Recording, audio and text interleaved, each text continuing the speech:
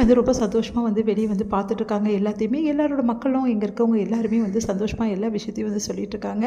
இந்த மாதிரி ஒரு விஷயமா சொல்கிறாங்க. இங்கே இருக்க பாரம்பரிய உணவுகள், அதுக்கப்புறம் பாரம்பரிய பழக்கவழக்கங்கள் எல்லாத்தையும் பற்றி கேட்டுட்ருக்காங்க.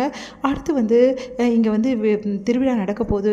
இங்கே வந்து எல்லோரும் பொங்கல் வைக்க போகிறாங்க. பொங்கல் வச்சிட்டோன்னே நிறைய வந்து போட்டிகள்லாம் நடக்கும். இந்த போட்டிகள்லாம் நீங்கள் வந்து பார்த்தீங்கன்னா ரொம்ப நல்லாயிருக்கும், வந்து பார்க்குறீங்களா அப்படின்னு சொல்லி சொன்னோன்னே, சரிங்க நாங்கள் வந்து பார்க்குறோம் அப்படின்னு சொல்லிட்டு போகிறாங்க. நம்ம கண்மணி வந்து ரொம்ப சந்தோஷமாக அதை பார்த்துட்ருக்காங்க. கண்மணி அம்மா நீயும் பொங்கல் வைமா அப்படி சொல்லி சொன்னோன்னே, நானா அப்படின்னோடனே, ஆமாம் எப்படி பொங்கல் வைக்கிறோன்னு பாருங்கள், திணை அரிசியில் தான் நாங்கள் பொங்கல் வைப்போம் அப்படின்னு சொல்லிட்டு சொல்கிறாங்க. அப்படியா, பரவாயில்லையே, நாங்கள்லாம் பச்சரிசியில் பொங்கல் வைப்போம் அப்படி சொல்கிறாங்க. இங்கே நெற்கதிர்கள் தானாகவே வளரும், இதை எடுத்து அப்படியே வந்து நாங்கள் வந்து பொங்கல் வச்சு அப்படியே வந்து படைச்சிடுவோம் அப்படின்னு சொல்லிட்டு எல்லாமே வந்து சொல்லிட்டு இருக்காங்க. அதையெல்லாம் ரொம்ப சந்தோஷமாக வந்து பார்த்துட்ருக்காங்க 2 பேருமே. அடுத்து வந்து இங்கே கண்மணி வந்து அழகாக பொங்கல் வைக்கிறாங்க. பொங்கல் பொங்குது பார்த்தீங்களா, உங்கள் வீட்டுக்காரி வைக்கிற பொங்கல் எவ்வளோ சூப்பராக பொங்கிடுச்சின்னு சொல்லிட்டு அப்படி சொல்லிட்டு இருக்காங்க. இதை பார்த்துட்டு வந்து அன்பு ரொம்ப சந்தோஷப்படுறாரு. பரவாயில்லையம்மா, நீ வைக்கிற பொங்கல் சாமி பக்கமாக கிழக்கு பக்கமாகவே பொங்கியிருக்கு, அப்படின்னா உனக்கு கூடிய சீக்கிரம் நல்லதே நடக்கும், நீங்கள் கூடிய சீக்கிரமாக வந்து குழந்தைய குட்டியோட சந்தோஷமாக வாழ்வீங்க அப்படின்னு சொல்லிட்டு ஆசீர்வாதம் பண்ணுறாங்க. சந்தோஷமாக இருக்குது கண்மணிக்கு, அவ்வளோ சந்தோஷப்படுறாங்க. அன்பு வந்து அப்படியே பார்த்துட்டு ஒன்றும் புரியாமல் யோசிக்கிறாரு. என்னங்க உங்களுக்கு சந்தோஷம் தானே, நம்மளுக்கு குழந்தையெல்லாம் பிறக்கும் அப்படின்னு சொல்லியிருக்காங்கல்ல அப்படின்னோடனே, ரொம்ப முக்கியம் அப்படின்றாரு.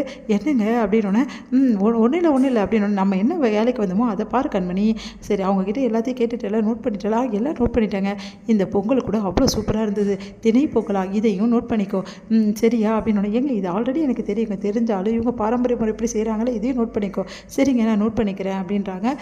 சரி விளையாட்டு மைதானத்துக்கு கூட்டிகிட்டு போகிறோம் வாங்க அப்படின்னு சொல்லிட்டு கூட்டின்னு போகிறாங்க. அங்கே வந்து நிறைய விளையாட்டு மைதானத்தில் நிறைய விளையாட்டுலாம் நடந்துட்டுருக்காங்க, ஒன்று நடந்துட்டுருக்காங்க. அங்கே ஒரு கல்லை வந்து தூக்க முடியாமல் தூக்கிட்டு இருக்காங்க.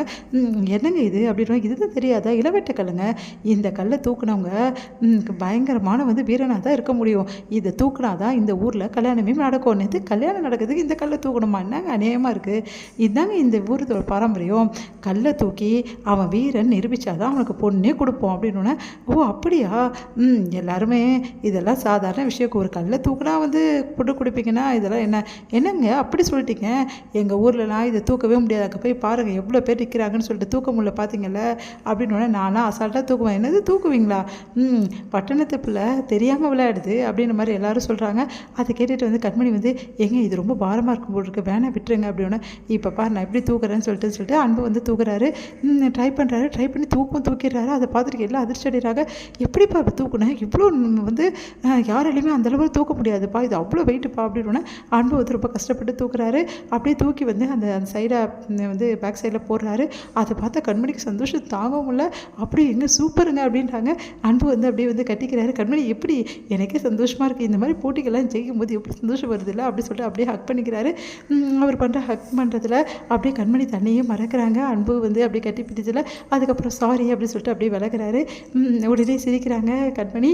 சரி இப்போது பொண்டாட்டிக்கிட்ட வந்து எவ்வளோ அன்பு இருந்தால் ஓடி வந்து உன்னை கட்டி பிடிச்சிட்டாரு பார்த்தல, அவ்வளோ அன்பு இருக்குது 2 பேருக்குள்ளேயும் அப்படி சொல்லிக்கிறாங்க. உடனே சந்தோஷம் தாங்க முடியல. உடனே வந்து யோசிக்கிறாங்க, அன்பு வந்து நம்ம மேலே ரொம்ப அன்பாக தான் இருக்கார், அவர் ரொம்ப பாசம் வச்சுருக்காரு, ஆனால் அதை வெளிக்காட்ட மாட்டேங்கிறாரு, ஆனால் அவரையும் மீறி ஒரு சில டைமில் வெளிக்காட்டிடுறாரு.